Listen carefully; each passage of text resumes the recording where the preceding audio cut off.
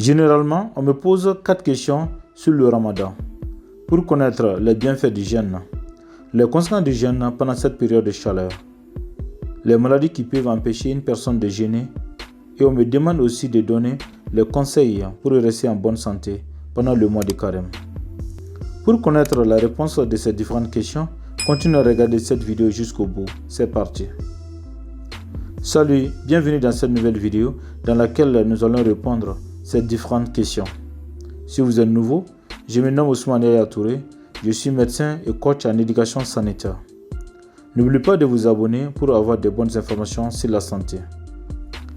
Sache que le jeûne consiste à s'abstenir de toute nourriture et de toute boisson, ou d'une partie d'entre elles pendant une période donnée. Elle joue un rôle central dans les pratiques culturelles et religieuses.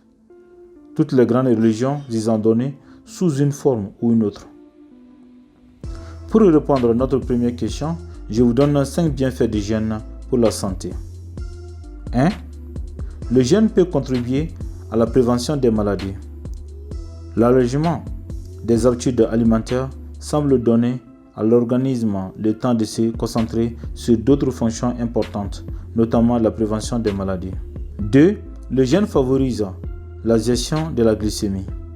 Plusieurs études soutiennent l'utilisation du jeûne comme moyen d'améliorer le contrôle de la glycémie et de réduire potentiellement le risque de diabète, bien que le sexe puisse jouer un rôle et que d'autres études soient nécessaires. 3.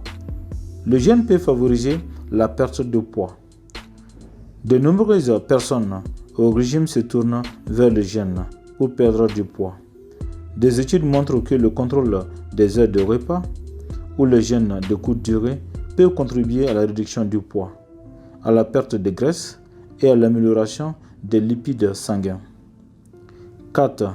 Le jeûne peut soutenir les fonctions cérébrales. Des études menées sur des animaux suggèrent que le jeûne peut protéger contre la maladie de Parkinson et la maladie d'Alzheimer et en améliorant leurs résultats, ainsi qu'améliorer les fonctions cérébrales en favorisant la mémoire et le traitement du cerveau. 5. Le jeûne peut retarder le vieillissement et favoriser la croissance et le métabolisme.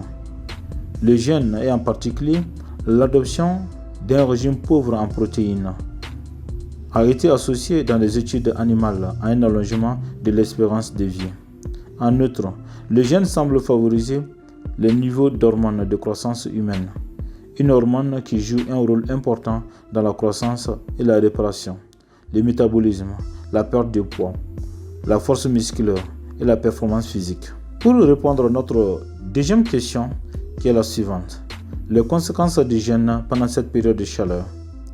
Il est important de savoir que la chaleur affecte la capacité du corps de régler sa température et les expositions prolongées à la chaleur peuvent surmener l'organisme.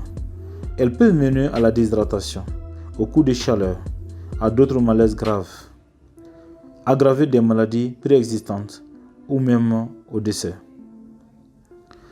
Notre troisième question, c'était pour savoir les maladies qui peuvent empêcher une personne de jeûner. Le jeûne ne convient pas à tout le monde, surtout pendant cette période de chaleur. Il est conseillé de consulter votre médecin généraliste ou un professionnel de la santé avant de commencer un nouveau régime alimentaire. En particulier, si vous avez moins de 18 ans, si vous êtes âgé, si vous souffrez d'une maladie préexistante, y compris le diabète et l'hypertension artérielle, ulcères, etc. Ou si vous suivez un traitement médicamenteux. Le jeûne n'est pas recommandé aux personnes en sous-poids, souffrant de troubles de l'alimentation, femmes enceintes ou allaitantes. Enfin, pour répondre à notre quatrième question, je vous donne 6 conseils pour rester en bonne santé pendant cette période de chaleur et au Ramadan. Voici mes recommandations en tant que médecin et coach en éducation sanitaire. 1. Il faut éviter l'exposition directe au soleil. Porter des vêtements en laine ou en coton. 2. Il faut également boire beaucoup d'eau entre iftar et suhoor, environ 2 litres. 3. Éviter les aliments riches en sel ou en sucre, car ils provoquent la soif. Et ce que je vous recommande ensuite, c'est de consommer beaucoup de fruits et légumes. 4.